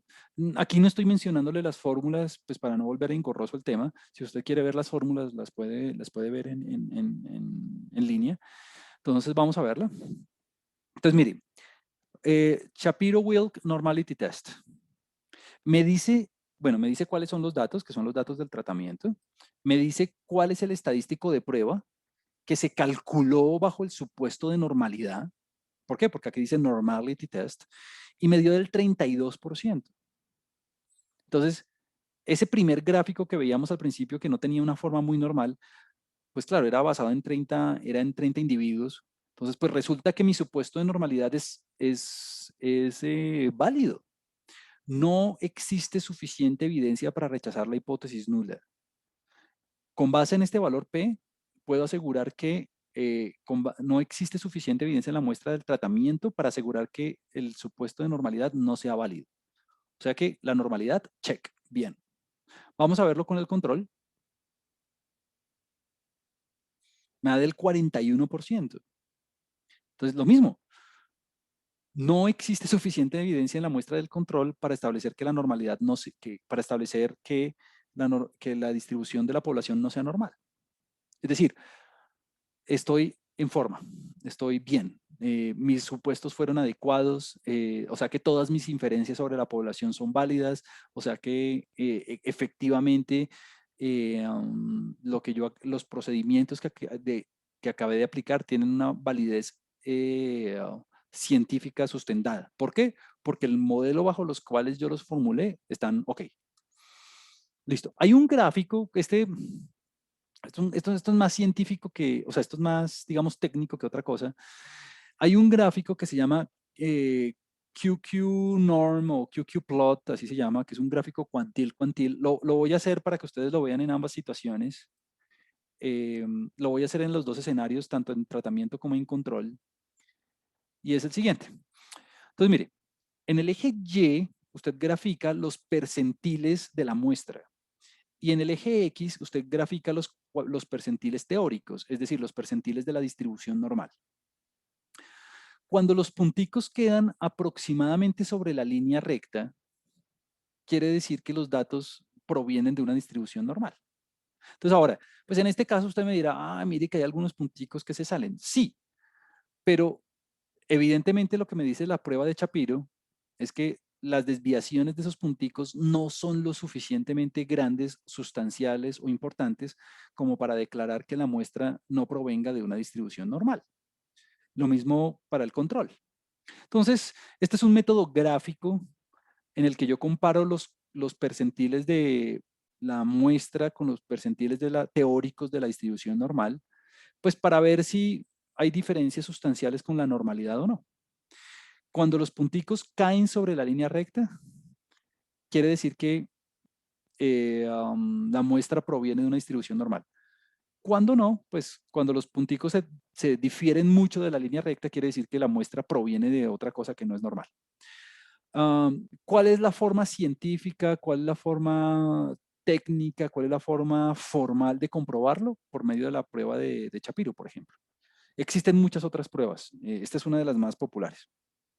Entonces, tanto de forma gráfica como de forma, digamos, formal, por medio de la prueba de hipótesis, acabamos de comprobar que nuestros supuestos de normalidad fueron adecuados.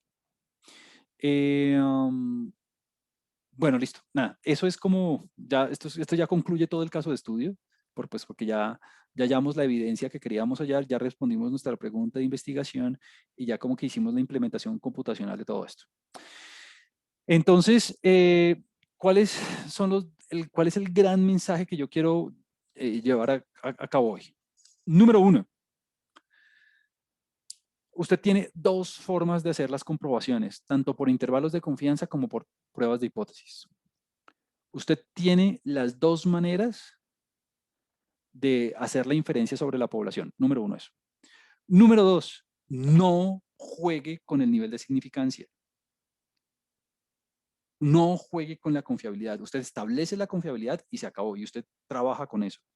Empezar a mover el alfa para que me cuadren los resultados a lo que yo quiera, eso no es ético, eso no tiene sustento científico. Número 3. A pesar de que hayamos encontrado diferencias significativas a nivel poblacional respecto al tratamiento, es labor del investigador discutir con base en la revisión de la literatura si se amerita una intervención o no respecto a este apenas 0.8. Es decir, una diferencia significativa poblacional no implica que en términos prácticos se amerite una intervención. Todo depende de este valor. Todo depende de si este valor se considera como grande o no para meterle harta plata, por ejemplo, al tratamiento a nivel ya global. Y 3, este es un análisis de control-tratamiento. Esto es un ejemplito de control-tratamiento, pero mi gran objetivo con esto es que usted viera que existen las pruebas de hipótesis, los intervalos de confianza, y que en adelante nosotros vamos a estar trabajando con esto, pero a nivel, digamos, multivariado, no solamente con una variable como engagement, sino con varias variables al mismo tiempo. Juan Camilo, hoy le hicimos la media del control menos la media la media del tratamiento menos la media del control. ¿Será que existe algo cuando yo tengo 3 grupos, por ejemplo? Claro, existe. A pesar de que no hayamos visto las fórmulas, cuando tengamos 3 grupos, pues como ya usted sabe interpretar los intervalos de confianza y las pruebas de hipótesis, ya solamente es cuestión de que usted busque en la literatura estadística cuáles son las fórmulas y eso y cómo implementarlo en SPS y lo interprete. O sea, como que no se vare porque no lo hayamos visto. Ese es mi punto. Bueno, es la 1:05, ya con eso termino mi discusión el día de hoy. Muchas gracias por asistir. Nos vemos la próxima clase. La próxima clase arranco con preguntas por si alguien